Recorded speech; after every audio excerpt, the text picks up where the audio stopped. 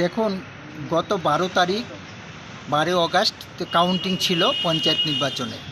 কাঠালিয়া ব্লকের সামনে দুপক্ষরে সিপিএম বিরোধীরা ছিল একদিকে তাদের আস্তানা, আরেক দিকে ছিল আমাদের শাসক দলের এখানে ক্যাম্প।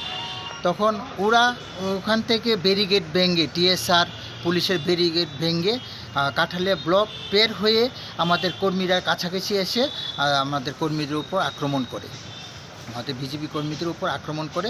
এই আক্রমণের ফলে আশিস পাল ভীষণভাবে জখমপ্রাপ্ত হয়, জীবিতে এতদিন ছিল।